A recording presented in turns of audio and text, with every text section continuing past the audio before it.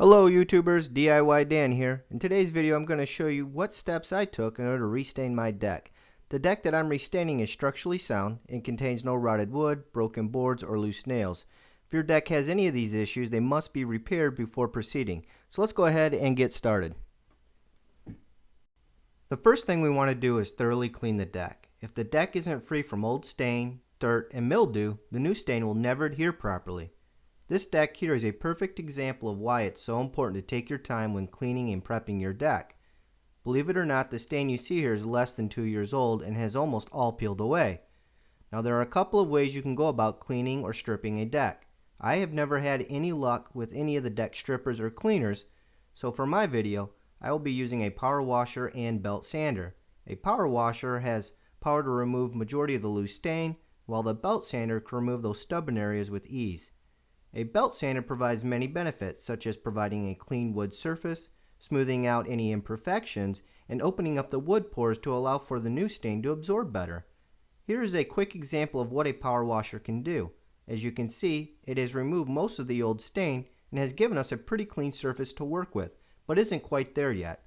Since power washing is the first step, let's go ahead and get started with that first.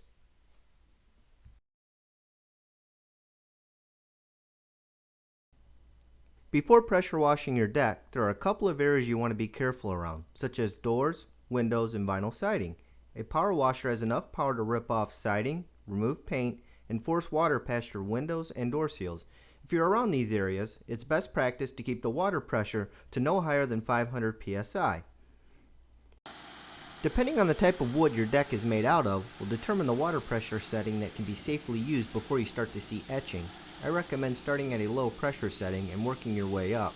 Obviously, a lower pressure setting will take longer at removing the old stain, but the key here is to prevent the wood from being etched. In my case, 800 psi of water pressure with a 45-degree nozzle close to the wood seemed to work very well. In some of the more stubborn areas, I set my power washer to 1200 psi. Any higher than 1200 psi and I started to notice etching. A lot of variables come into play here, so it's best to find out what works best for you in a low traffic area.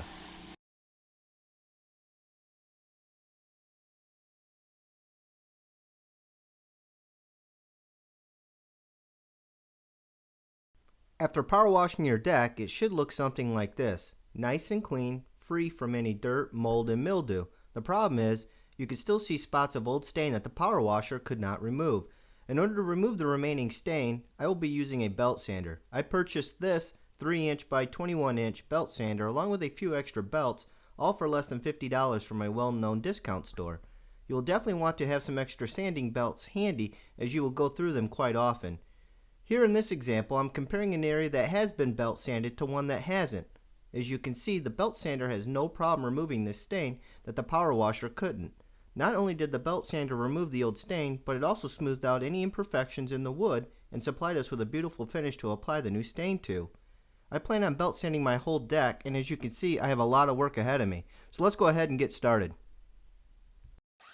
When operating a belt sander, you always want to sand in the direction of the wood grain, working the tool back and forth until a fresh, clean surface is revealed. In this example, I'm only applying about 10 pounds of pressure and moving the tool back and forth, following the grain of the wood, while never leaving the sander in one area for too long. I'm also being aware of any screw and nail heads that might stick up, as they can destroy a sanding belt if you run the tool over them. Remember, the key here is to evenly smooth out the deck boards and open up the wood pores so that the stain can absorb better.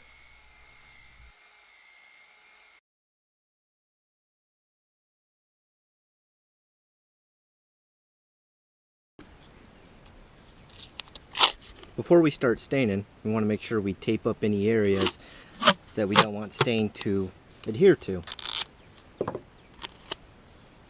So I'm taping this area up by the house here, where the deck meets up with the vinyl siding. And I tried using painter's tape, but that didn't work as well. It seemed to absorb the stain and then actually bleed through. So what I'm using right here is duct tape.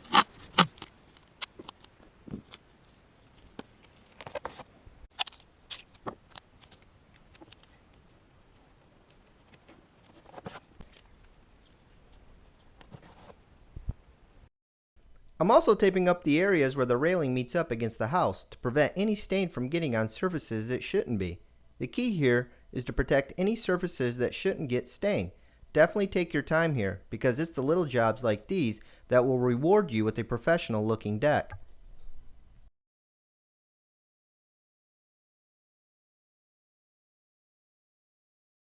Now that the wood is sanded, it's time to start applying the stain. On the back of the stain can, there will be instructions on how the manufacturer recommends their product be applied. Make sure you read them. Since these instructions vary from manufacturer to manufacturer, I can only talk about the instructions for the stain I have decided to use. Cabot recommends I apply the stain using a lamb's wool applicator or an oil-based compatible brush. Cabot also recommends the stain be applied in a cool area out of direct sunlight and not to over-apply. Regardless of what stain you choose to use, you'll have a much better chance of success if the manufacturer's recommended instructions are followed. There is no reason to spend all that time prepping the deck if you're going to cut corners here. So let's go ahead and get started. When applying stain, you want to dip your brush into the can and let it drip off any excess.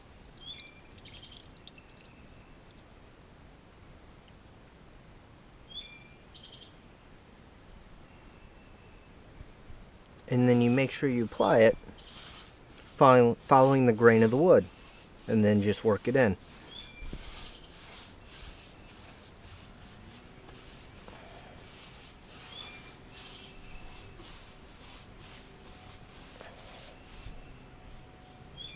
And repeat.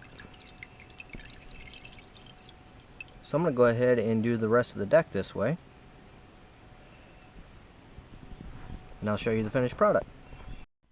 Here's what the finished section looks like that I did yesterday. I think it came out great and is progressing nicely. I didn't want to trap myself in, so I left a small unfinished section by the door that will get finished in the next few days. When applying stain to spindles, you want to lightly coat your brush with stain. If you use too much stain, you will get runs and it will look unprofessional. If you ever heard the term less is more, then definitely apply that here. To be honest, staining deck spindles is about as fun as a colonoscopy, and unfortunately is not a job you can rush, so try and make the best of it.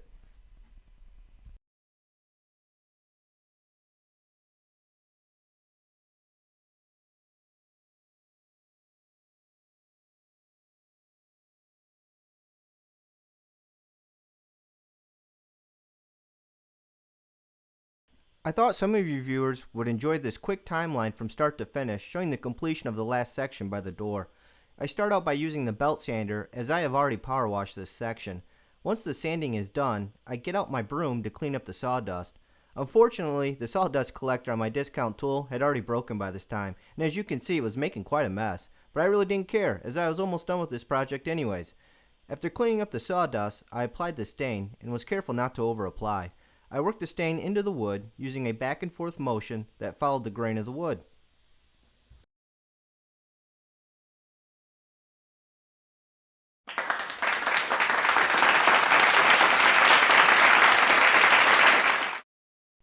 Well, after almost 3 weeks of hard work, I'm finally done. I'm really happy with how this DIY project turned out. However, in the typical DIY Dan fashion, this project really snowballed into a few additional projects. At first, I was only going to stain the deck, but that turned into also staining the railroad ties next to the house. Once I finished staining the railroad ties, I couldn't leave that horrific landscaping in place, so I decided to do that as well. I think the only reason why this project turned out so well is because of how diligent I was in my prep work, making sure each and every surface was clean and sanded before applying the stain.